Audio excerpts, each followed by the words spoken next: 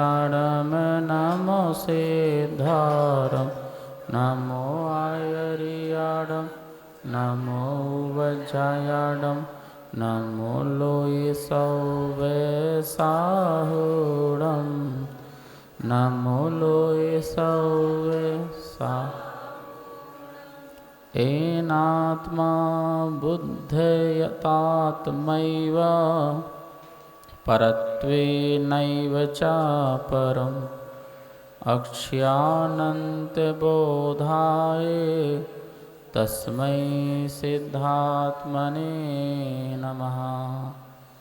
अनंतानंद सिद्ध भगवान के चरणों में वंदन करते हुए, नमोस्तु करते हुए, शासन नायक भगवान महावीर स्वामी के चरणों में त्रैभक्ति करते हुए, आचार्य पूज्यपाद स्वामी आचार्य विद्यानंद महाराज जी के अनंत उपकारों को स्मरण करते हुए आज हम जो हैं समाधि तंत्र नामक ग्रंथ पढ़ते हैं, जो परम मांगलिक है, परम कल्याणकारी है। 5वीं 6वीं शताब्दी में इसे लिखा गया है। 105 कुल इसमें संस्कृत भाषा के श्लोक हैं। शैली इसकी बड़ी ही आध्यात्मिक और मार्मिक है। मानसिक शांति देने वाला यह ग्रंथ है। जिस किसी को भी मानसिक शांति चाहिए हो, तनाव से मुक्ति चाहिए हो, तो उसे अवश्य ही इस ग्रंथ को पढ़ना चाहिए, क्योंकि इसमें मेरी आत्मकथा है, अपनी आत्मकथा। बहिरात्मा से अंतरात्मा और अंतरात्मा से परमात्मा, परमात्मा से सिद्धात्मा की जो यात्रा है वो इसमें है। अभी हम देख रहे हैं श्लोक नंबर, कल जो पढ़ा था वो 11 पढ़ा था, 10 पढ़ा था, आज 11वां पढ़ेंगे।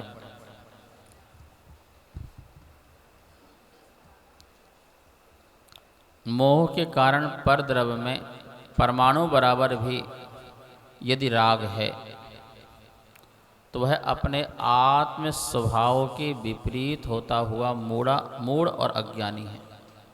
क्या कह रहे? अपनी आत्मा से विपरीत जो परद्रव्य हैं, 2 द्रव्य होते हैं, स्वद्रव्य और परद्रव्य। स्व मतलब अपना निज का द्रव्य और अपने को छोड़ करके परद्रव्य। कितने द्रव्य हैं? कौन कौन से? स्व और पर।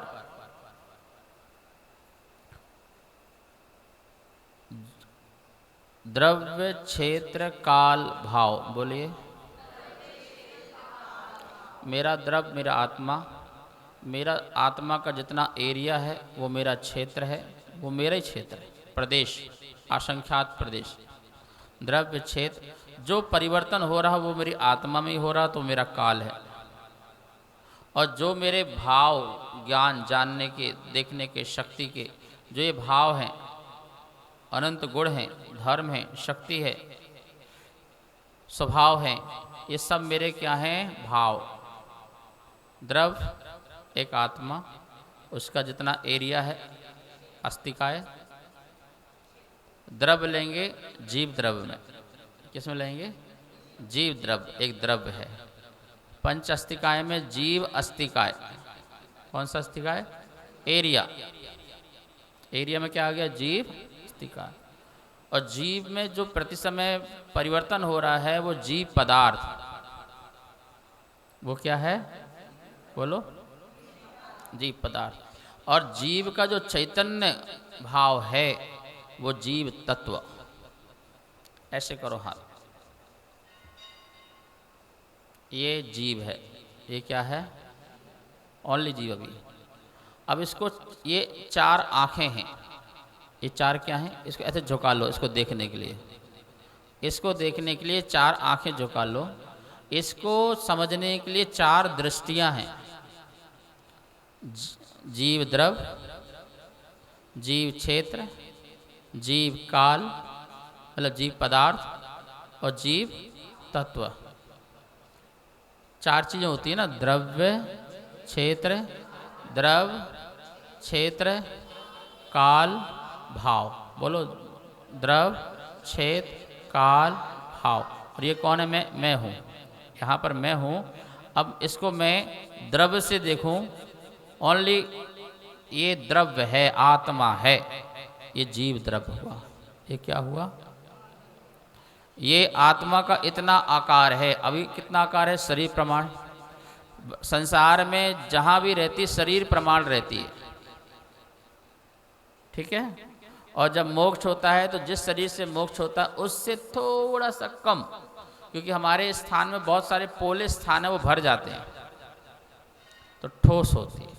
तो वो क्या होता है? जीव अस्तिका है, मतलब क्षेत्र, इसका एरिया। इसके बाद द्रव हो गया, क्षेत्र हो गया, काल। प्रति समय होने वाला जो परिवर्तन है वो जीव पदार्थ। ये क्या हो गया? मैं इसकी अपेक्षा जीव द्रव्य हुआ, इसकी अपेक्षा जीव अस्तिकाय हुआ, इसकी अपेक्षा से जीव पदार्थ। क्योंकि पदार्थ मतलब पद, अर्थ मतलब प्रयोजन। जिस समय तुम्हारा जिसका प्रयोजन है वैसा पद, ऐसा नाम मिलना। जैसे तुमको मनुष्य बोले तो किससे बोलोगे? जीव द्रव्य से मनुष्य नहीं कहलाओगे। इस क्षेत्र से भी मनुष्य नहीं कहलाओगे। किससे कहलाओगे? काल, परिवर्तन। ये परिवर्तन, प्रति समय के परिवर्तन से तुम्हारे नाम चेंज होते जाएंगे। भोजन बनाते समय तुम कौन हो? रसोइया हो, तो ये तुम्हें रसोइया बोलेगा। और पूजा करते समय तुम्हें क्या बोलेगा? और जब पैसे कमा रहे हो तो व्यापारी हो, और ध्यान कर रहे हो तो ध्यानी हो, अध्ययन कर रहे हो तो ज्ञानी, ज्ञान अर्जन कर रहे हो तो ये कौन बोल रहा है? जिस पद में तुम हो उस पद का जो व्याख्यान करे वो पदार्थ। ये पुद्गल है। अब पुद्गल से इकट्ठे होकर माइक बन गया, ये बन के कुछ और बन गया, तो नाम क्या होते जाएंगे? जैसे जैसे हालत चेंज होगी, जैसे जैसे अवस्थाएं चेंज होंगी, उसका नाम भी। तो काल से परिवर्तन जो लाए वो पदार्थ, वो कौन है? तो ये जीव पदार्थ। क्या हुआ? अब भाव। तो जीव का भाव क्या है? चैतन्य, जानना और देखना। ये क्या है? तो ये मैं जीव द्रव्य भी हूँ, जीव अस्तिकाय भी हूँ, जीव पदार्थ भी हूँ, जीव तत्व भी हूँ। चारों आ गए। यही चार होती हैं, बस कुछ नहीं होता है। बोलो, 6 द्रव्य, 6 द्रव्य, 5 अस्तिकाय, 9 पदार्थ, 7 तत्व। टोटल कितने हो गए? तो मेरे में ध्यान लगाते रहे, टोटल करना भूल गए। 27। 6, 5, 9, 7 कितने हो गए? 27। ये 27 ही अनुयोग है बस। ये क्या है? पूरा जैन आगम इस 27 से बाहर नहीं है। हेमचंद जी, पूरा का पूरा 7 भगवान की जितनी भी वाणी है, द्वादशांग है, वो किसमें है? मात्र 27 तत्व में। ये पूरे टोटल 27 है। और आपको पता है कि आप जो कंकड़ बांधते हो वो कैसा बांधना चाहिए? हाथ में सूत्र बांधते हो ना, द्वादशांग मात्रेण सप्तविंशति तंतुभि हरिद्रा कुंकुमालित्वम कंकणम व्रतबंधनम। द्वादशांग 12 अंगुल का होना चाहिए। अपने हाथ से कितने अंगुल का होना चाहिए धागा? कितने अंगुल का होना चाहिए? द्वादशांग। भगवान की पूरी वाणी आ गई। द्वादशांगुल मात्रेण, उसकी मात्रा कितनी होना चाहिए? बड़ा। अब जब भी बनाओगे अपने धागा कैसे बनाओगे? 12 अंगुल का। सप्तविंशति तंतु भी, उसमें तंतु कितने होना चाहिए? सप्तविंशति। कितने होते हैं? 20, 20 और 7 कितने? 27 तंतु होना चाहिए। कितने होना चाहिए? धागे जो होते हैं ना, धागे के अंदर धागे जो रेशे होते हैं वो कितने होना चाहिए? तो 9 के 1 बनाओ। 9 तंतु का 1, 9 तंतु का 1, 9 तंतु का 1, तो 9 तिया 27। और फिर इन तीनों को मिलाओ, ऐसे करके रगड़ के कैसे बनाओ? पहले 9 रखो, 27 रखो, 9 के 1 बनाओ, और 9 बना के फिर क्या बनाओ? तीनों को फिर 1 कर दो। किसका प्रतीक है? 6 द्रव्य, 5 अस्तिकाय, 9 पदार्थ और 7 तत्व। ये हमने पूरा बना लिया। क्या कर लिया? ठीक है। अब इसको पूरा करने के बाद अब आप इसको पहनो। और कौन से रंग का होना चाहिए? हरिद्रा कुंकुमालित्वम। हरिद्रा, हरा नहीं, पीला, हल्दी, हल्दी को बोलते हैं हरिद्रा। कुमकुम, दोनों का कलर कैसे होना चाहिए? पीला, और पीला जो है संसार की नश्वरता बताता है। हर चीज अंत समय पीली हो जाती है। पत्ते पीले होके क्या होते हैं? अग्नि कैसे होती है? जो पूरा कर्म को जला के नष्ट कर दे, वो पीली होती है। लाल सिद्धों का प्रतीक है। हे मेरे लाल, हे मेरी आत्मा, वो सिद्धों का। तो हरिद्रा कुंकुमालितम कैसा होना चाहिए?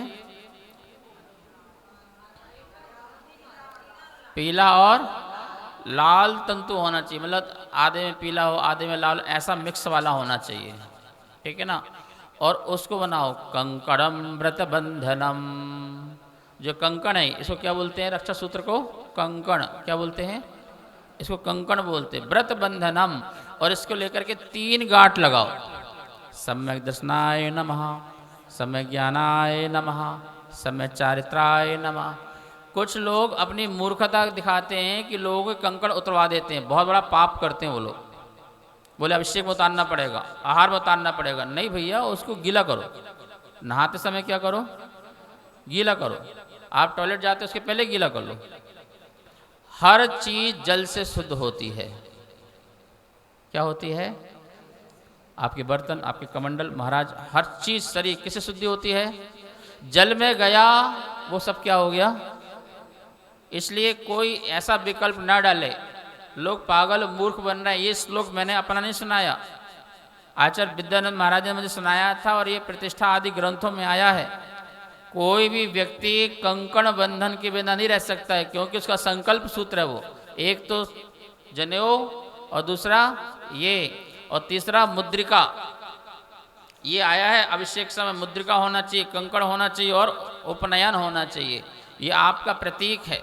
ठीक है। मुद्रिका आनंद का प्रतीक है। ये आपके संकल्प का प्रतीक है कि मैं द्वादश सांग में श्रद्धा रखूंगा, और इन तत्वों के अलावा मैं और किसी पर श्रद्धा नहीं करूंगा, और इन तत्वों को अच्छी तरह श्रद्धा करके मैं रत्नत्रय की गांठ लगाता हूं। क्या करता हूं? द्वासांग मात्रेण सप्तविंशति तंतुभि हरिद्रा कुंकुमालित्वम कंकणम व्रत बंधनम। किसी को ज्ञान तो होता नहीं है। और सुनो, बिना ज्ञान के तुम कोई नियम बनाओगे ना, ज्ञानावर्णी कर्म का बंध बांधोगे, जैन धर्म का अवर्णवाद करोगे, भगवान की वाणी का अवर्णवाद करोगे। और अवर्णवाद करने वालों को लिखा है तत्वार्थ सूत्र में, दर्शनावर्णी ज्ञानावर्णी कर्म का तीव्र बंध होता है। जब तक तुम रिटर्न में पढ़ ना लो, रिसर्च ना कर लो, तब तक कोई भी जजमेंट बिल्कुल भी मत दो ये सही है या गलत है। प्रमाणिक बात कीजिए, आगम की प्रमाण की बात कीजिए। इस बात का ध्यान रखना। ये श्लोक मैंने ऐसे नहीं सुनाया कि बना के सुना दिया हो। ये परंपरा से मुझे गुरु से मिला है, और गुरु ने फिर मुझे शास्त्र में दिखाया था, उसको मैंने आपको बताया। द्वादश सांग कितने अंगुल का? कौन से रंग का? पीला और कुमकुम कलर का। कितने अंगुल का? 12 अंगुल का। कितने तंतु? और बांधते समय कितनी गांठ? किस किस की? हम इसके मोक्ष मार्गी हैं। क्या है ये सम्यक दस सम्यक ज्ञान सम्यक क्या है? मोक्ष मार्ग है। हम मोक्ष मार्ग में लगे। हम सच्चे देव शास्त्र गुरु के भगत हैं। हम जैन धर्म के अनुयायी हैं, और हम अपने भगवान, अपने गुरु और अपने शास्त्र के मानने वाले हैं। इसका प्रतीक है। और जनेऊ जो पहनते हैं वो व्रत का प्रतीक है। किसका प्रतीक है? हम प्रतिमाधारी हैं। इसका भी एक नंबर है। एक प्रतिमा तो एक धागा, 2 है तो 2, और 3 है तो कम से कम 3 प्रतिमा लेना चाहिए। कितनी लेना चाहिए?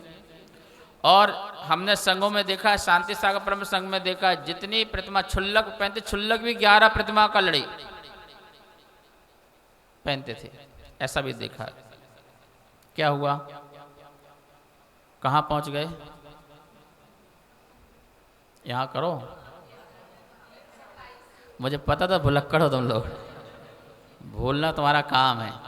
ये मैं हूँ और इस मैं को चार दृष्टि से देखना है।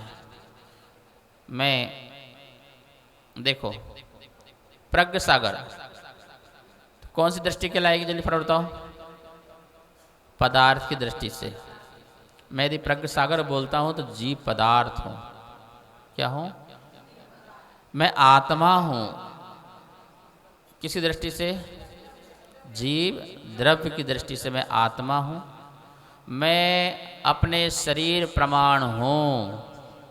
मैं शरीर नहीं, मैं शरीर प्रमाण हूँ। किसकी दृष्टि से? मैं वर्तमान में प्रज्ञ सागर हूँ। किसकी दृष्टि से? पदार्थ की अपेक्षा से। और मेरा जानना देखना स्वभाव है। भाव जीव तत्व, तत्व तस् भावम तत्व, जो उसका भाव है। अग्नि का भाव क्या है, जल का भाव क्या है, स्वभाव। भाव मतलब स्वभाव, क्या स्वभाव है उसको जानना। जड़ का स्वभाव, पुद्गल का स्वभाव जड़ है, आत्मा स्वभाव चैतन्य है। समझ में आया? तो सौद्रव्य, मैं बोलता नहीं हूँ, सौद्रव्य परद्रव्य बात चल रही थी यहाँ पर, सौद्रव्य की। और मेरा आत्मा क्या है?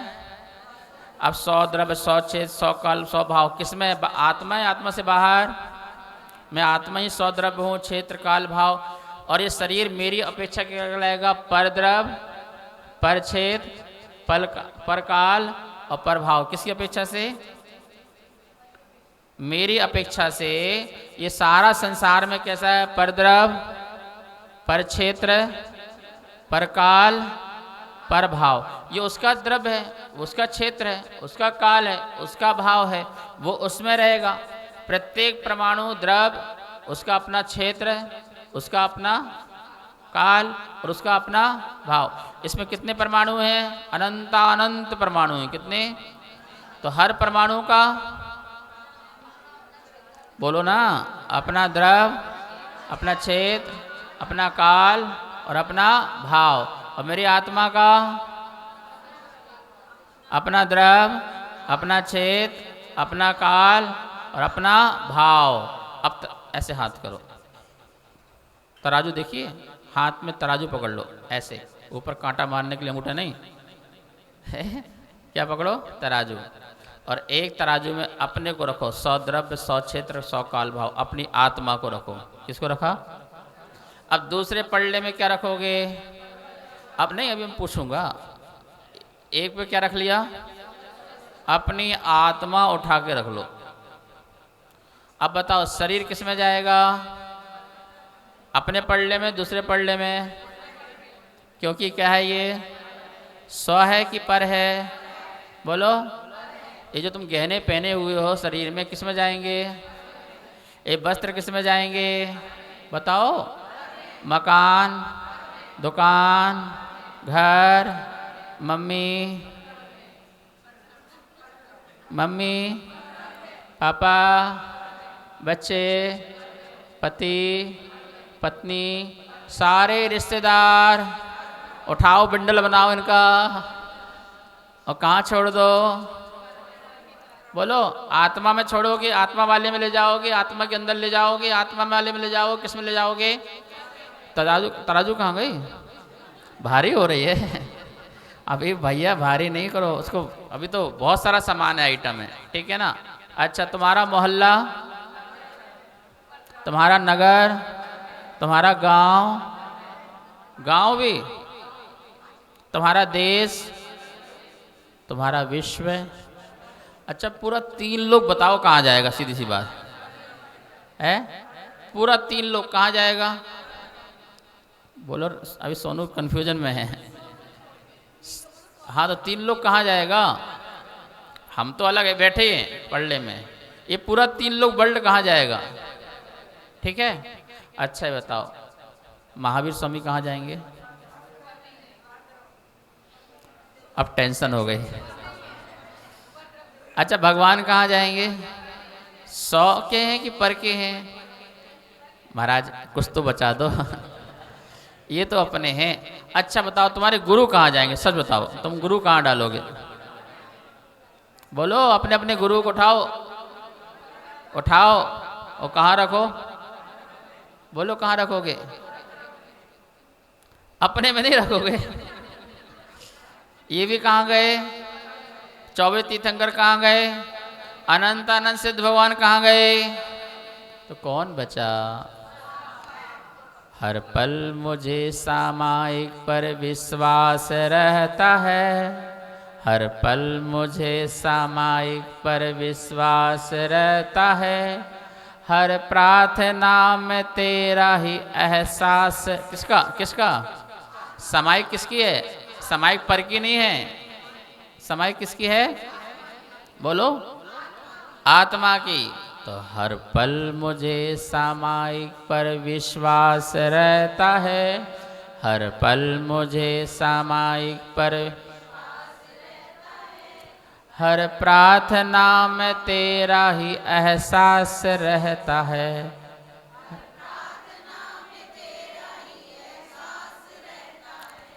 अंधेरे दिल में तेरा ही प्रकाश रहता है, अंधेरे दिल में तेरा ही रहता है, सुख दुख में तेरा ही आभास रहता है, सुख दुख में बस तेरा ही आभास रहता है, हर प्रार्थना में तेरा ही एहसास रहता है, हर प्रार्थना में तेरा ही एहसास रहता है, सुख दुख में तेरा ही आभास रहता है। क्या रहता है? मेरा सुख हो मेरा दुख हो। भजन पूरा दे देंगे, चिंता मत करो, लेकिन जरूरत नहीं है, पूरा बन चुका है। बाहुबली इनक्लेव में ही बना है ये। हाँ, समता सामायिक मेरे में रहती है। इसके अलावा सुनो, जब आपकी सामायिक आत्मा से निकलती है तो ये मकान मेरा हो जाता है। फिर ये पल्ला से निकल के कहाँ पहुँच जाता? तराजू कहाँ गई? हाँ, ऐसे कहा, बाहरी मत करो। अभी हम सामायिक में हैं, अकेले में हैं तो क्या है, और जब हम सामायिक से बाहर निकलते हैं तो ये मकान कहाँ पहुँच जाता? उठ करके दुकान कहाँ पहुँच जाती है? परिवार कहाँ पहुँच जाता है? 100 में। दुनियादारी कहाँ पहुँच जाती है? फिर महाराज जी भी सब कहाँ पहुँच जाते हैं? हम अपनी समता से निकल करके विषमता में जाते हैं जब, तो विषमता में चलते हैं राग, विषमता में चलता है द्वेष, विषमता में चलता है मोह, और ये सब हम मोह से राग से, यद्यपि जो जहाँ है वहीं है, कोई चल के तुम तक नहीं आ रहा है, जो जहाँ है वो वही है, हम मात्र उनको राग से अपने में आत्मा में खींच लेते हैं। वो नहीं आता, उसके प्रति जो परिणाम है वो आता है। कभी वो चल के नहीं आता दुश्मन, उसके प्रति जो परिणाम है वो आता। दोस्त कभी चल के नहीं आता है, पर उसके प्रति जो भाव है प्रेम, वो हमारे अंदर आता है। तो सारा का सारा क्या होता है? कचड़ा कूड़ा कहाँ पर? समुद्र बनो। क्या बनो? तुम कितना भी कचरा डाल दो, वो बड़ी बड़ी लहरें ला करके कहाँ फेंक देगा? बोलो, अपने अंदर गहराई। इसलिए तुम साधु को सागर बोलते हो। जाते हैं ये जगह जगह, लोग अपना कचरा डालने की बड़ी कोशिश करते हैं। महाराज तो पता नहीं है, तुम्हें क्या जानते, हम नस नस से वाकिफ हैं, ये ऐसा है, ये वैसा है, बहुत कुछ। आचार्य पास कुछ सलाह देने आता था तो आचार्य बोलते थे, शांत हो जाओ, अभी मेरी बुद्धि भ्रष्ट नहीं हुई है, अभी तुम्हारी सलाह की ज़रूरत, यहाँ से उठो जाओ। किसको सक्सेस होना है? किसको सक्सेस होना है? किसको अपना कॉन्फिडेंस बढ़ाना है? किसको डिसीजन पावर लाना है? तो आज से, अभी से, इसी वक्त से तुम अपने आप को रेडियो बनाओगे, मोबाइल नहीं। क्या बनाओगे? क्या बनाओगे? रेडियो सिर्फ सुनाने का काम करता है, सुनने का क्या करता है? और मोबाइल हेलो, अच्छा, ओके, हेलो क्या करता है? सुनता भी है और सुनना ही दिमाग खराब है। अच्छे विचार, अच्छी सोच, अच्छा चिंतन और सत्य और सच्चाई, स्वतंत्रता जो तुम महसूस किए है, सिर्फ उसको तुम सुनाने वाले बनो। सुनने वाले या तो मौन रहो, और जब बोलो तो जहां तुम दूसरे का कचरा सुनते हो और अपने दिमाग में आता है, वहीं तुम जीरो हो जाते हो, कॉन्फिडेंस कम हो जाता है, लेवल डाउन हो जाता है, डिसीजन पावर समाप्त हो जाती है। तो ये वही लोग सुनते हैं जो स्वयं के कॉन्फिडेंस से भरे नहीं हुए हैं। तीर्थंकर किसी की सुनते नहीं भैया, जीवन भर मौन, और जब बोलते हैं तो सिर्फ बोलते हैं। सुनने का नाम, हम बोलते हैं कि उनसे शंका समाधान किए, किसी की हिम्मत ही नहीं करने की। वहाँ गौतम स्वामी बैठे उनसे करते रहते हैं। ऑटोमेटिक ही हर समस्या का समाधान होता है। तुम्हारे मन में आया नहीं और इनने बोलना शुरू कर दिया, तो वही सिद्ध बनेगा जो सिर्फ सुनाने की कला रखेगा, सुनने की। और अपने अंदर इतनी क्षमता तो लाओ कि लोग तुम्हें सुने, इतनी क्वालिटी तो लाओ कि तुम सुनना पसंद करें। कर्कश कठोर पत्थर फेंकोगे तो कौन सुनेगा? मोती झड़े, प्रियता, मधुरता, सत्यता, सरलता, सौम्यता, सहजता, ये सब तुम्हारी वाणी में होना चाहिए। सत्यता होना बहुत, स्पष्टता होना बहुत जरूरी है।